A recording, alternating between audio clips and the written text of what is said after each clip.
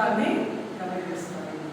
మరి ఒక అల్పుడు సీతాదేవిని ఏదో అన్నాడు, రాముడు ఏం చేస్తున్నాడు, ఆమెని అడవిలో వదిలిపెట్టామని చెప్తాడు.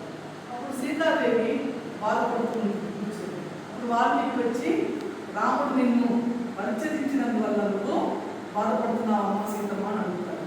అడిగితే, నేను నా భర్త రాజ్యం కోసం నన్ను వదిలిపెట్టినందుకు నేను చాలా గర్వంగా ఫీల్ అవుతున్నాను, నేను బాధపడటం లేదు.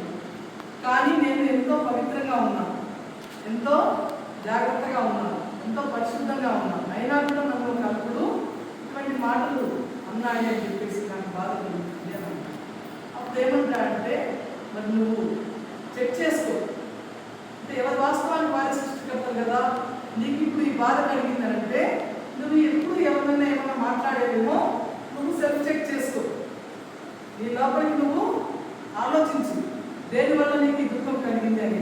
అప్పుడు ఏమని కూర్చొని ఆలోచిస్తుంది, నా అత్తమామలు ఏమనలేదు, అంటే వనవాసానికి పంపున్నారు కదా దశరథుడు, అయినా కూడా నేను వాళ్ళని పల్లెత్తు మాట అనలేదు, మరి ఇంకా నేను ఎవరిని ఏమీ అనలేదు అని ఆమె ఆలోచిస్తున్నప్పుడు, మరి నువ్వు గుర్తు చేసుకోమ్మా అని అన్నప్పుడు అప్పుడు ఆమె గుర్తొస్తుంది.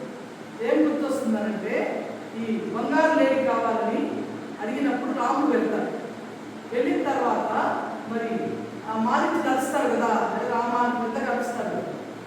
వచ్చినప్పుడు నీ అన్నగారికి ఏదో ప్రమాదం సంభవించింది, లక్ష్మణ నువ్వు వెళ్ళు అని అంటుంది.